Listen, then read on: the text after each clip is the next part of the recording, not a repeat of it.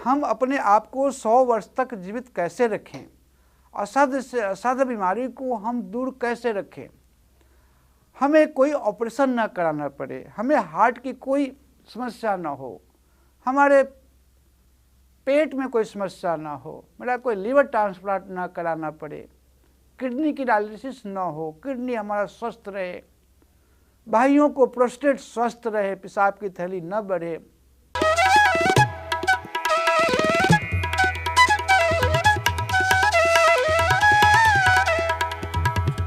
ओम नमः शिवाय।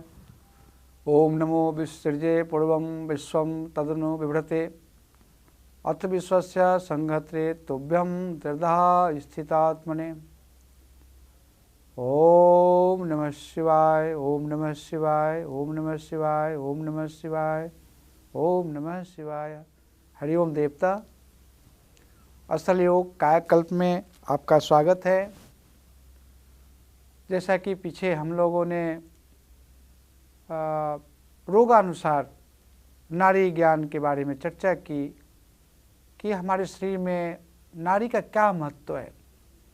ये भारतवर्ष की इतनी अति प्राचीन विद्या हो करके भी आज क्यों विलुप्त हो रही है, क्यों इसको लोग श्रेय नहीं देते। तो आप लोगों को हमने इस विषय के ऊपर काफ़ी बारीकी से समझाया, बताया, अनुसंधान की भाषा में समझाया और जवाब में आप सबका बहुत प्यार मिला, बहुत प्रेम मिला, अथाह आप लोगों ने अनुराग प्रेम दिखाया। थोड़ा विलंब से हूँ ज़रूर, ये उसी एपिसोड को हम लोग फिर आगे बढ़ाना चाहते हैं कि क्या नारी महाविज्ञान भारतवर्ष की अति प्राचीन विद्या तो है, क्या नवयुग में भी इनका कुछ प्रयोग हो सकता है। क्या स्वर विज्ञान भारत की अति प्राचीन विद्या है, क्या स्वर विज्ञान के द्वारा इस युग में भी कुछ हम लाभ प्राप्त कर सकते हैं। क्या आयुर्वेद भी भारत की अति प्राचीन विद्या है, क्या आयुर्वेद के द्वारा भी हम जटिल से जटिल बीमारी को दूर कर सकते हैं। क्या इस प्रकार से हम विधिवत इन सब विषयों के ऊपर चर्चा करेंगे और करते रहेंगे। मेरा अभियान ही है कि आप असल योग कायाकल्प, असल मतलब जिसमें किसी प्रकार से हम कोई मिलावट नहीं कर सकते, और काया आपका शरीर है, कल्प मतलब अपने आप को रोज तरोताज़ा रखना, देखभाल करना, इनका रख रखाव रखना, एक कायाकल्प है। ईरा पिंगला सुषुम्ना नारी तीन विचार, दाहिने बाएं स्वर चले लखे धारणा धार। स्वर विज्ञान में ऐसा बताया है कि हम दाहिने स्वर को पहचान लें, बाएं स्वर को पहचान लें, सुषुम्ना को पहचान लें, रात को सोते समय कौन से स्वर में सोना है इसको जान ले, रात को निद्रा खुले तो अपने श्वासों को एक बार फिर से पहचान ले, एक बार देख ले कौन से स्वर में हैं। प्रातःकाल उठते ही स्वर का ज्ञान हो कि हम कौन से श्वास में, कौन से स्वर में हम उठते हैं, किस करवट लेके बैठते हैं, और किस प्रकार से हमें अपने संपूर्ण जो 206 हड्डी हैं, जो 72 करोड़ नाड़ियाँ हैं, जो इनमें 7 चक्रों की जो हम भाषा समझते सुनते आए हैं, अभ्यास के लोग अभ्यास भी करते आए हैं, तो इनको हम कैसे जानें। तो इनको जानने के लिए सर्वप्रथम आपको प्राणवायु को जानना पड़ेगा। और वैसे तो वायु 49 प्रकार की वायु है, कितने 49, लेकिन आम बात में 5 प्राण हैं और 5 उपप्राण हैं। जो 5 प्राण है वो है अपान, व्यान, समान, उदान और व्यान। ऐसे ही जो 5 प्राण है उनके उपप्राण हैं नाग, कूर्म, क्रीकर, देवदत्त, धनंजय।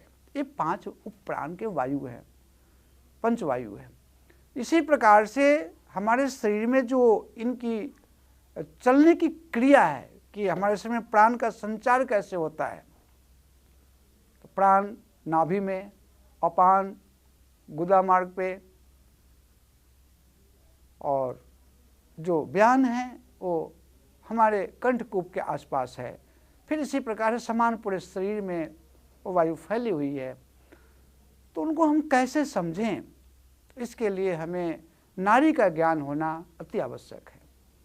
जैसा कि आप लोग बार बार फ़ोन भी करते हैं, बताते भी, पूछते भी, कमेंट भी करते हैं कि मैं अपना नाड़ी देखना कैसे सीखूं, मैं कैसे जान सकूं कि हम कौन से नाड़ी, कौन से स्वर में कौन से नाड़ी देखें, इस समय शरीर का तापमान क्या है, क्या वात की प्रकृति है, क्या पित्त की प्रकृति है, कि कफ की प्रकृति है, कि त्रिदोष है, कि जलोदर है, क्या है, कैसे हम जानें?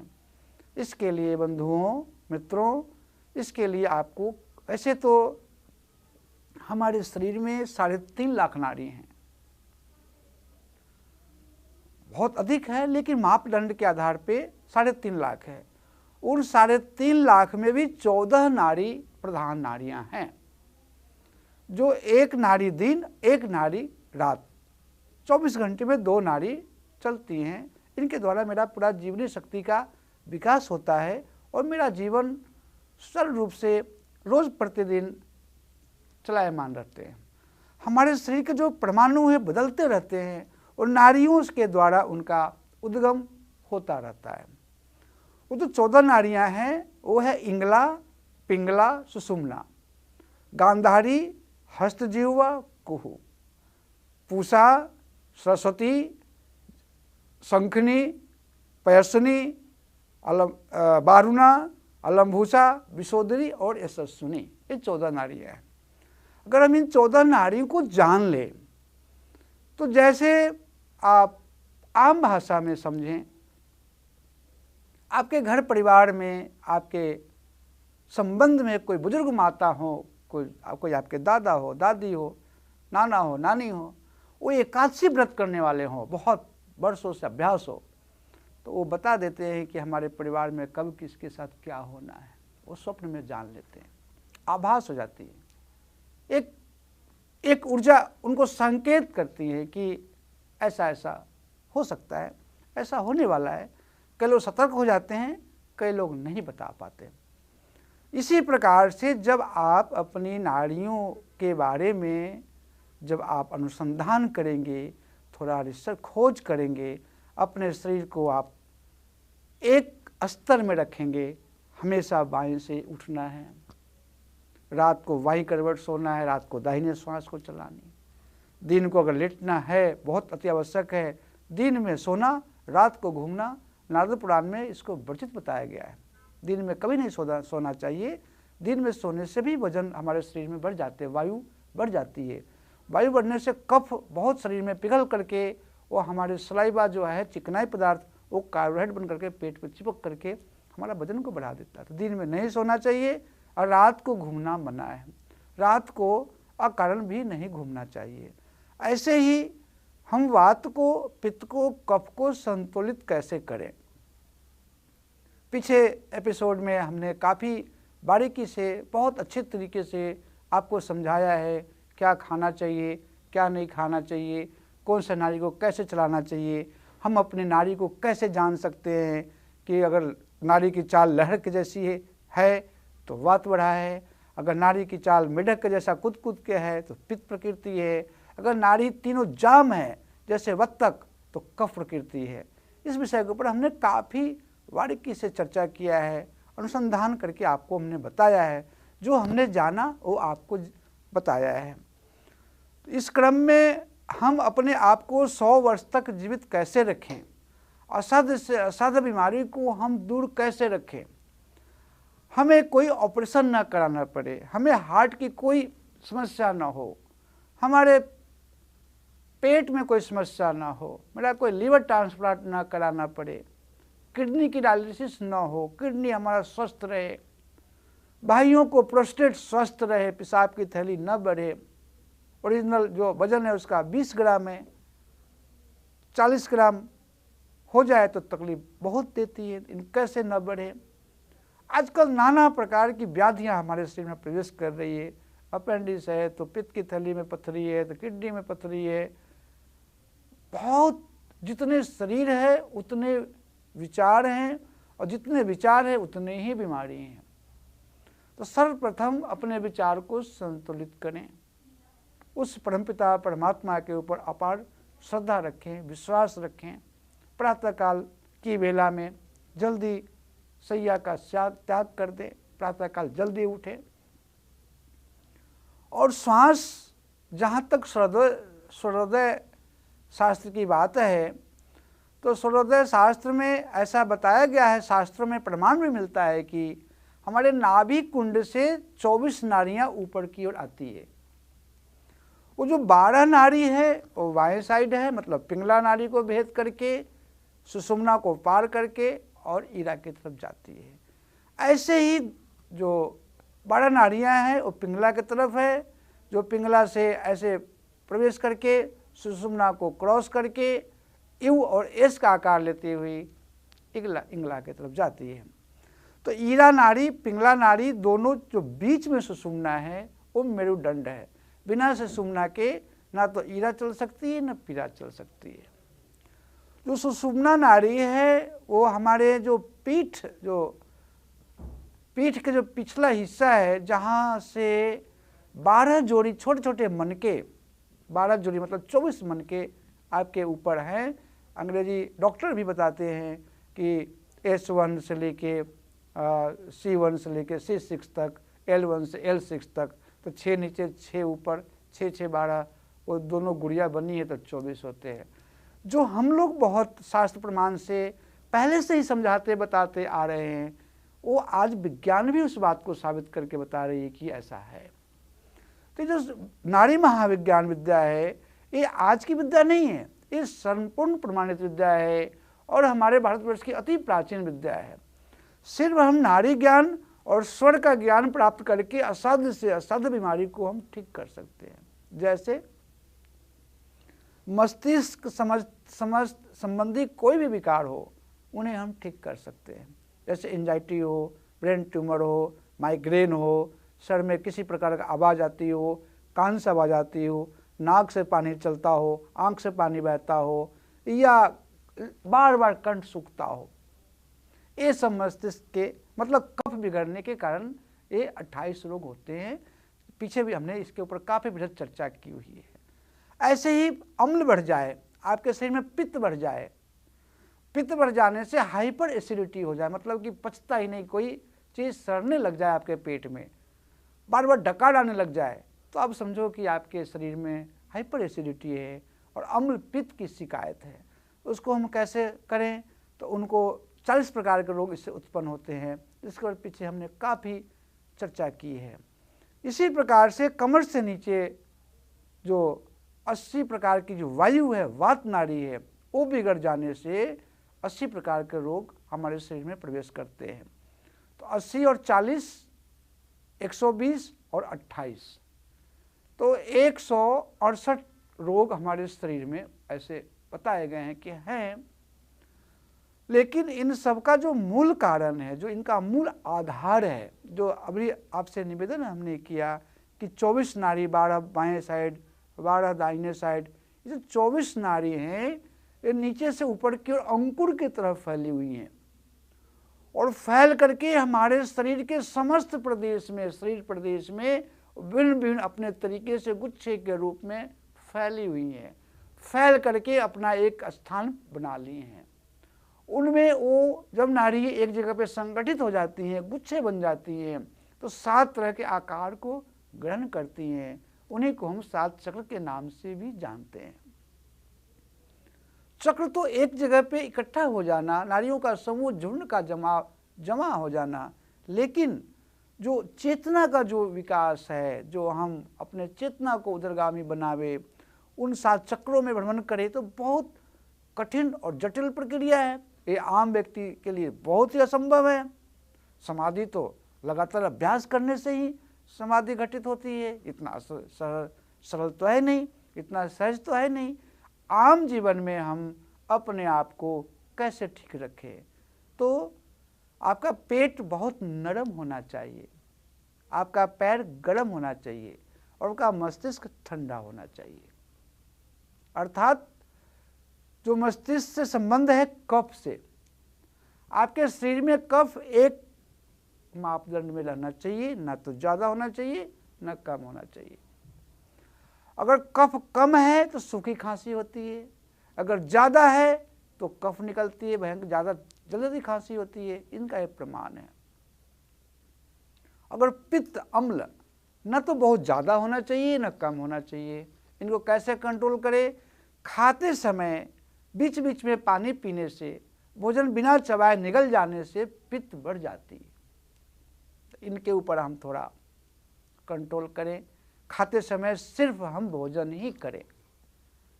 जो भी ऊर्जा का जहाँ भी हम समावेश करें, जहाँ भी ऊर्जा हम लगावें, तो अधूरा ऊर्जा का हम समावेश न करें, संपूर्ण ऊर्जा का वहाँ पे हम श्राप करें।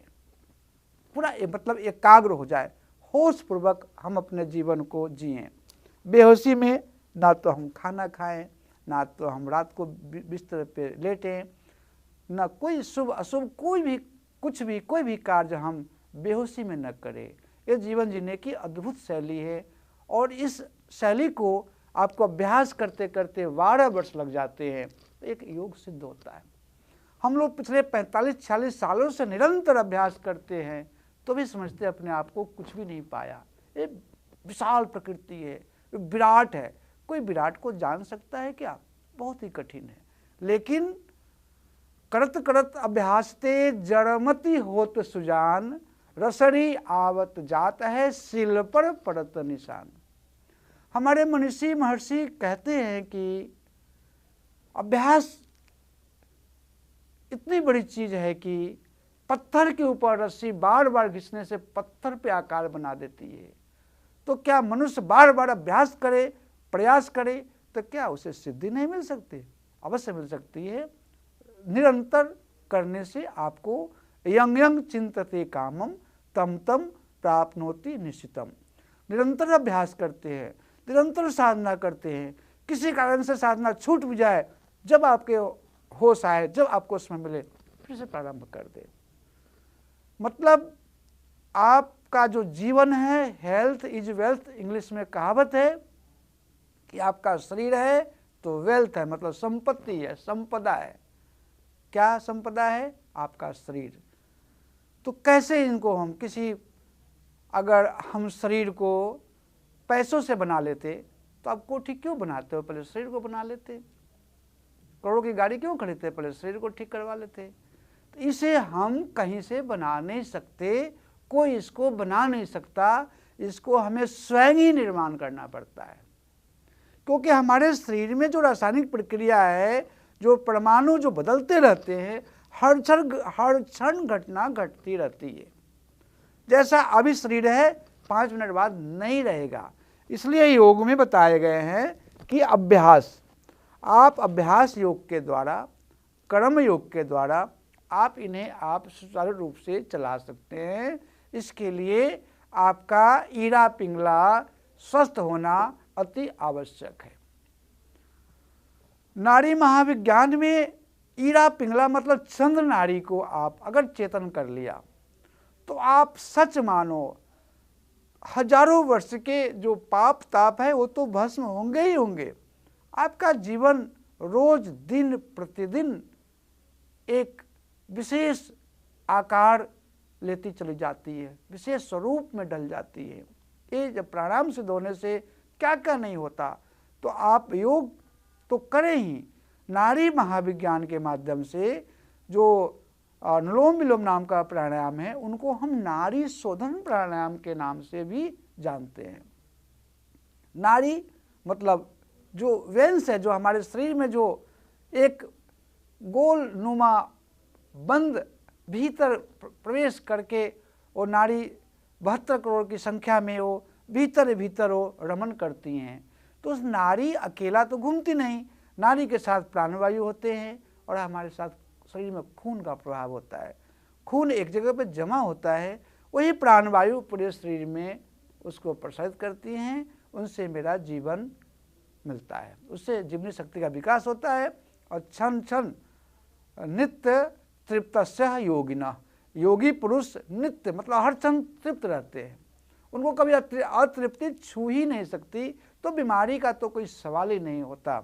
इसलिए आपको अपने ईड़ा नाड़ी को आप चेतन करें, पिंगला नाड़ी को चेतन करें, सुषुम्ना की चाल को समझे, अपनी नाड़ी को देखना प्रारंभ करें कि हमारी चाल कैसी है, क्या हमारे शरीर में वात तो नहीं बढ़ गया, क्या पित्त तो नहीं बढ़ गया, क्या कफ तो नहीं बढ़ गया।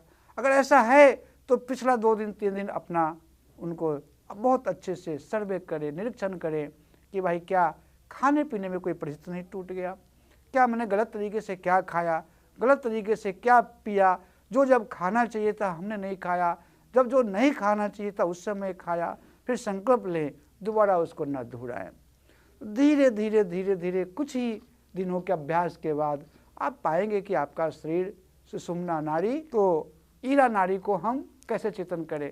पहले भी निवेदन किया है, जब भी आपके शरीर में त्रिदोष हो जाए, मतलब वात भी बढ़ जाए, पित्त भी बढ़ जाए, कफ भी बढ़ जाए, समझ में नहीं आए शरीर में क्या हो रहा है, एलोपैथ डॉक्टर लोग बोलते हैं कि मेटाबॉलिज्म प्रॉब्लम हो गया है, मतलब कि शरीर में अंदरूनी सारी चीज़ें अस्त व्यस्त है, कोई भी अंग ठीक तरीके से काम नहीं कर पा रही है, तो आप क्या करें।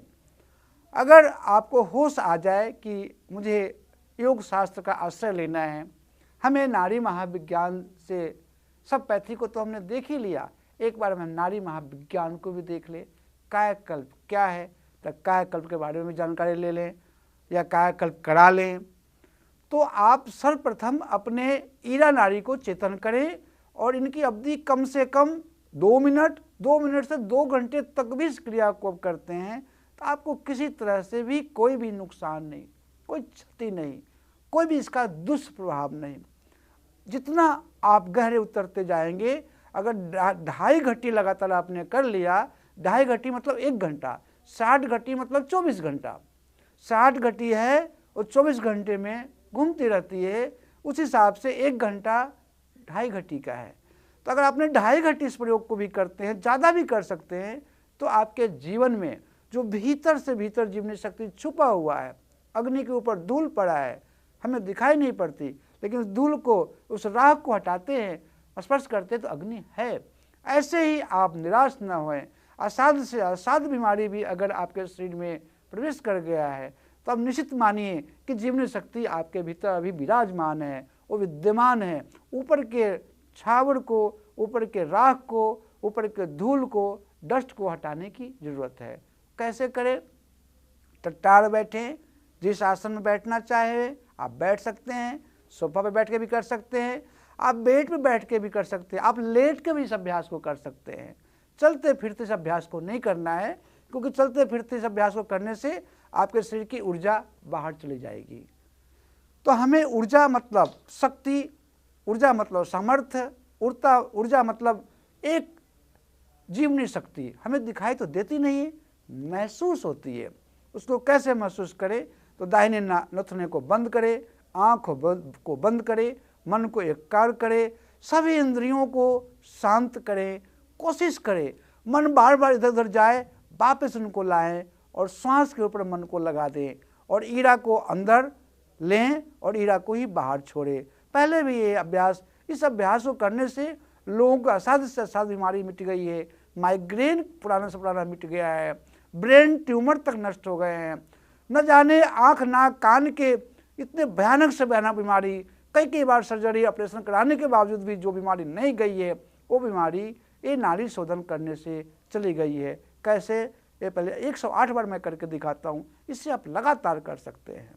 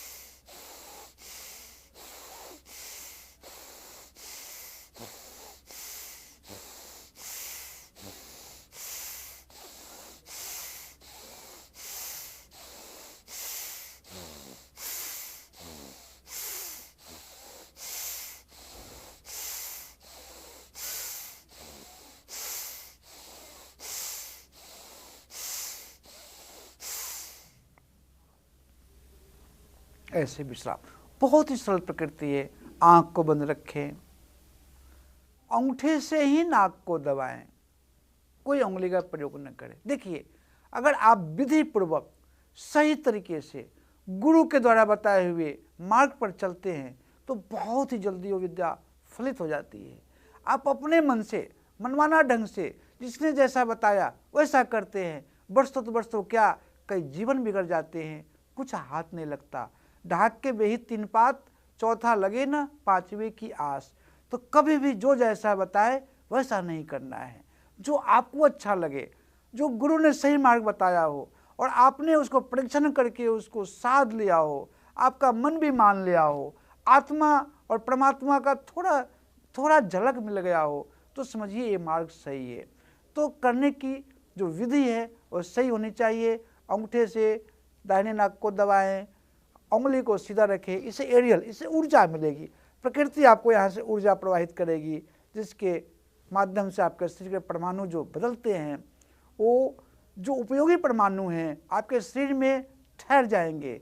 जो अनुपयुक्त है, जो आपके किसी काम की नहीं है, वो शरीर से बाहर चले जाएंगे। ये अद्भुत विद्या हमारे भारतवर्ष में ऋषियों महर्षियों ने पहले से ही उन्होंने अनुसंधान करके हमारे लिए, आपके लिए, अपने वंशजों के लिए उन्होंने संजोग करके रखा है। आइए हम उनका लाभ प्राप्त करते हैं, लाभ उठाते हैं। दाहिने नाक को ऐसे बंद करते हैं, उंगली सीधा रखते हैं, बाएं से सांस को लेते हैं, छोड़ते हैं। जब आप श्वास को भरते हैं, मतलब प्राण वायु को भरते हैं, तो भावना करें कि आपके शरीर के सभी 206 हड्डियों में, सभी जोन में, हर जगह प्राण वायु जा रही है। जब आप छोड़ें तो ऐसा भावना करें कि शरीर के भीतर से जो प्राण वायु तो है, दूषित प्राण वायु है, जो कार्बन है, जो कार्बन डाइऑक्साइड है, जो मल युक्त वायु है, वो जो मलयुक्त पवन है, हम उसे बाहर छोड़ते हैं। इस प्रकार से आप अभ्यास भावना के साथ करते हैं, एकाग्रता के साथ करते हैं, लगातार करते हैं, तो ईरा नाड़ी चेतन हो जाने से 40 प्रकार के अम्ल के जो रोग हैं, जो पित्त के दोष हैं, वो दूर हो जाएंगे। और पेट संबंधित कोई भी विकार हो आपके शरीर के भीतर, चाहे बड़ी आंत में प्रॉब्लम हो, चाहे अल्सर हो, चाहे कोलाइटिस हो, चाहे लीवर संबंधित कोई प्रॉब्लम हो, चाहे किडनी संबंधित कोई पीड़ा हो, भीतर पेट संबंधित, मतलब आपका श्वसन तंत्र से नीचे और नाभि से ऊपर जितनी प्रकार की वायु, दूषित वायु है, वो इससे पवित्र, स्वच्छ और निर्मल हो जाती है। इसमें तनिक भी कोई संदेह नहीं है। अर्थात अगर आप पित्त संबंधित, अमल संबंधित जितनी भी समस्या है, उनको दूर करने के लिए आपको ईरा नाड़ी को साधना होगा। कोई ऐसे भी लोग होते हैं जिनको सर्दी हो या गर्मी हो, बरसात हो, 6 ऋतु में से कोई भी ऋतु हो, उनकी सर्दी खांसी जाती नहीं। उनके नाक से तो हमेशा कुछ न कुछ निकलते ही रहते हैं।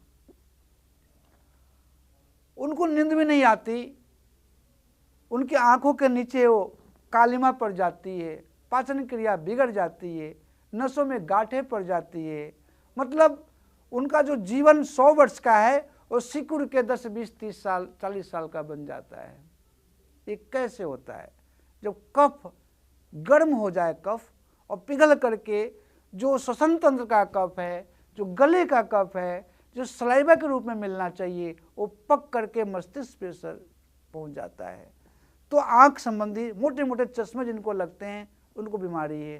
जिनको आंखों की नस सूख जाती है, उनकी बीमारी है। जिनको और भी बहुत सारी बीमारियां का नाम तो मैं क्या लूं, ये समझिए कि मस्तिष्क संबंधित हृदय से ऊपर और आखिरी बाल तक जो भी सहस्रार चक्र तक की जितनी भी व्याधि हैं, वो कफ के कारण है। तो कैसा भी कफ बिगड़ा हो, चाहे निमोनिया कफ हो, चाहे खांसी का कफ हो, या कोई धूम्रपान करते हैं, बहुत साल से करते हैं, उसकी वजह से भी कफ बन जाते हैं। और किन्हीं को दवाई का रिएक्शन कर जाता है तो भी कफ बन जाते हैं। किन्हीं को शीत लहर लग जाती है, उसके कारण भी कफ बन जाते हैं। कई लोग ठंडा गर्म का प्रयोग करते हैं। अभी चाय पिया, फ्री में आइसक्रीम को खिला दिया तो भूल गए चाय को और फ्री में आइसक्रीम खा ली, क्योंकि फ्री मिलता है। वो कीमती शरीर को नहीं देखा, वो 10-50 रुपये का आइसक्रीम को देखा। इसके कारण भी कई लोगों का कब बिगड़ जाता है। इसलिए मैं बार बार कहता हूँ, जिसका जिह्वा बिगड़ा है उसका जीवन बिगड़ा है। अपने जिह्वा को संभालिए। एक जिह्वा मात्र को संभाल लेने से 168 प्रकार की बीमारी ठीक हो जाते हैं। जैसा कि पहले निवेदन किया, कफ के 28 रोग है, पित्त के 40 रोग है और वायु के 80 रोग हैं। 80 प्रकार की वात है, 40 प्रकार के पित्त है और 28 प्रकार के कफ है। उन 28 प्रकारों में से स्नेह स्नेह धीरे धीरे हम चर्चा करेंगे। मैं 8-10 प्रकार के बारे में आपसे निवेदन किया कि ये खाने से ऐसा होता है, ऐसा खाना होता है। इनकी जो संख्या है ये 28 है। तो किन्हीं का कैसा भी कफ बिगड़ा हो, जो विधि आपको अभी समझाया उसी विधि से, अब अंगूठे से तो ईरा नाड़ी को हम चेतन करते हैं, दाहिने नथुने को दाहिने हाथ के अंगूठे से बंद करते हैं, 4 उंगली सीधी खुली रखते हैं, तो ईरा को हम श्वास को रेचक पूरक करते हैं। ऐसे ही कनिष्ठिका उंगली से और अनामिका से हम ईरा को बंद करते हैं और अंगूठा सामने रखते हैं 3 उंगली, और हम पिंगला नाड़ी को चेतन करते हैं।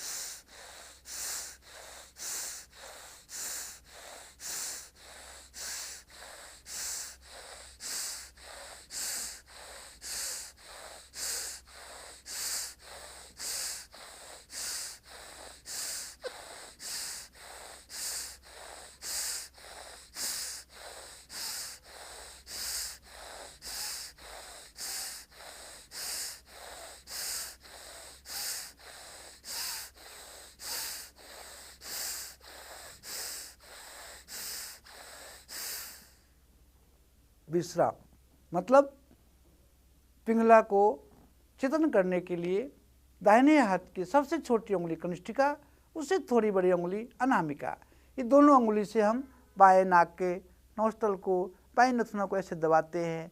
अंगूठा नाक के ऊपर हो, बाकी 3 उंगली खुली हों और सांस को लेना है, छोड़ना है, आंख बंद हो, सीधा टट्टार बैठे।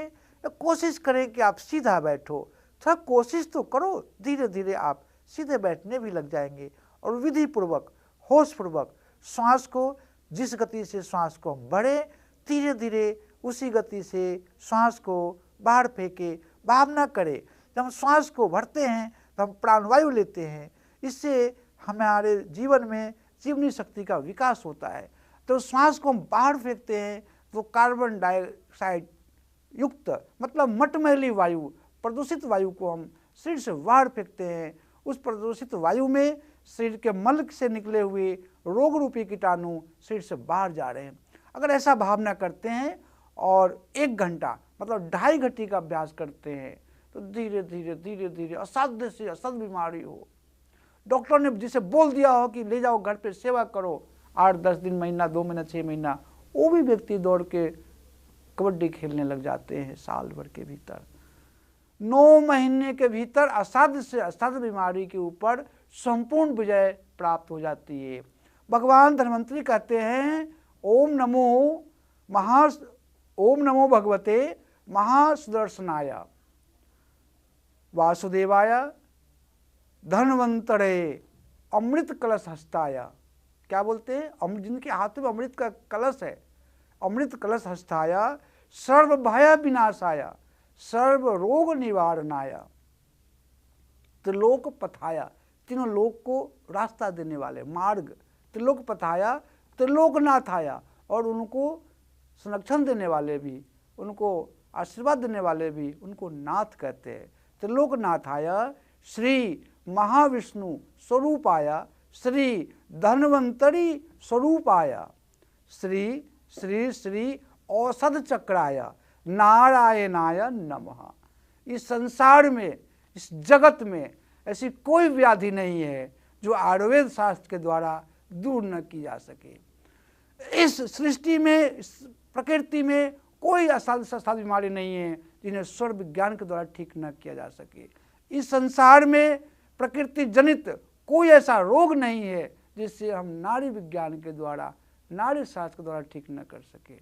बिल्कुल, ये मेरा 45 साल से रिसर्च किया हुआ है। एक एक व्यक्ति के ऊपर हमने अपना पूरा जीवन लगाने की तैयारी की थी, बहुत सेवा किया था, जिसके फलस्वरूप नाड़ी देख के ही हम जान लेते हैं कि आपका शरीर में कौन सा रोग है, कब से है, किस स्थिति में है, उसकी कहाँ तक पहुँच है, और हम आपको उपाय बताते हैं सरलतापूर्वक, सहजतापूर्वक।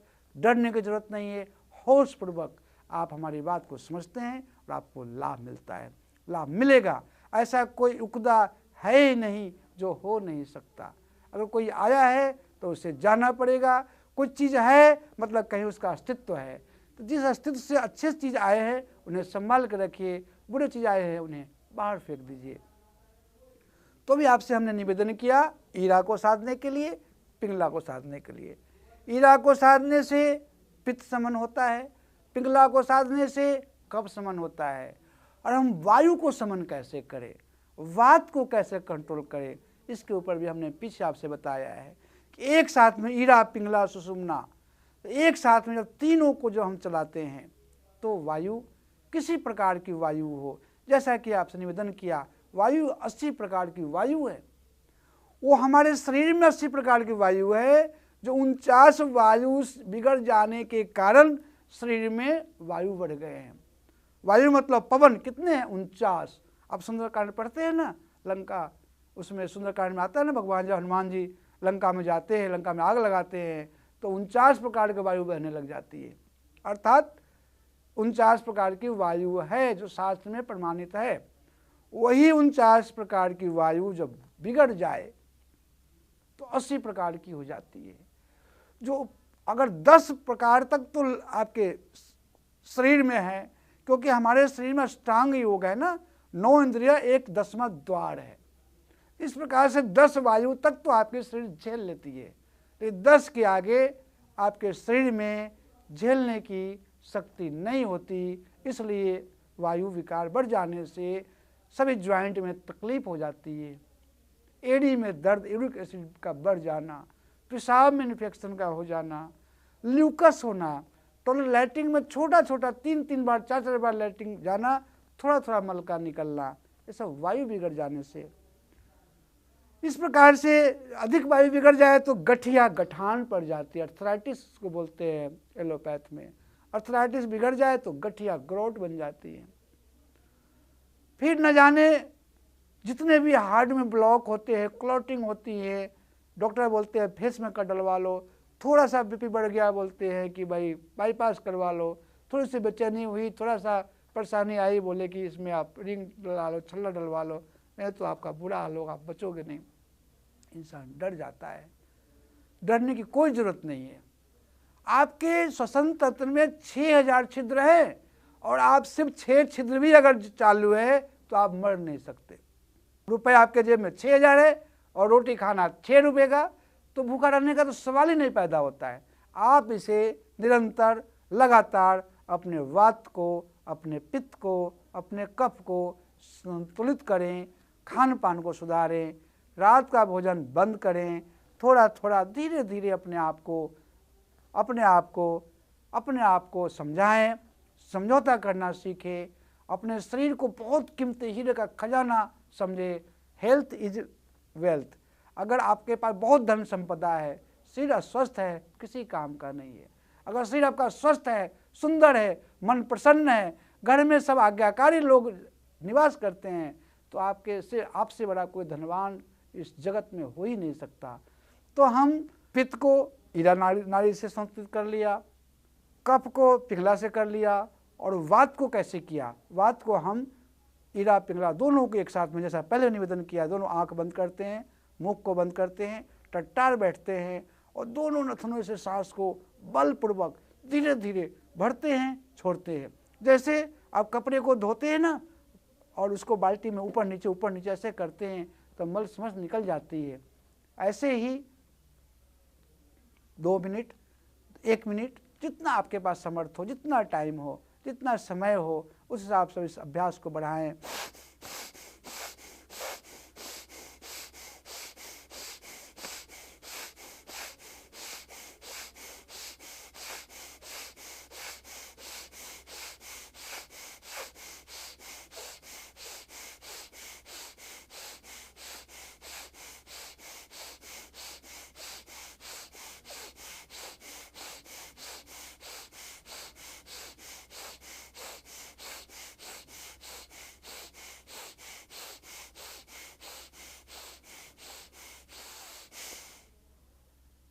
विधि वैसे ही रहेगी। आँख तुरंत नहीं खोलना है, टिकटार बैठना है, मन को प्रसन्न रखना है, मन को थोड़ा जो आपने किया है सब समर्पण भाव से किया है उसके ऊपर मन को एकाग्र करना है।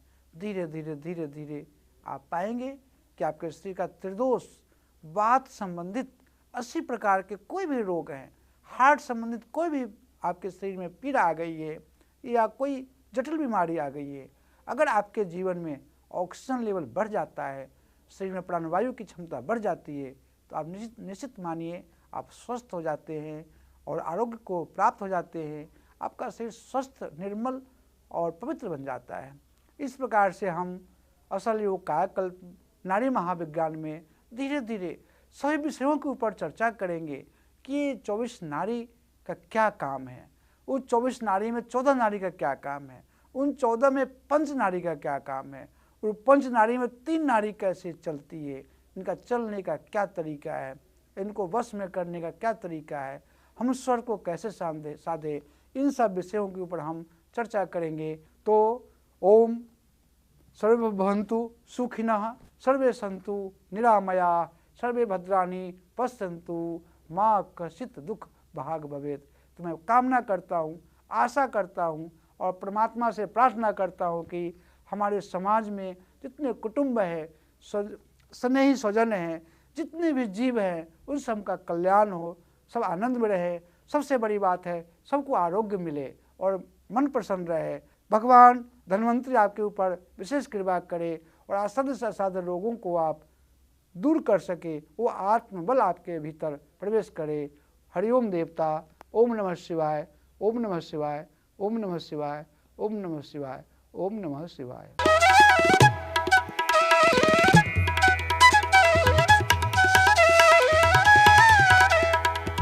आप हमारे संत वाणी चैनल को सब्सक्राइब करें, वीडियो को लाइक करें, शेयर करें और हाँ, बेल आइकन पर क्लिक करना बिल्कुल ना भूलें ताकि हमारी किसी भी वीडियो की सूचना सबसे पहले आपको मिले।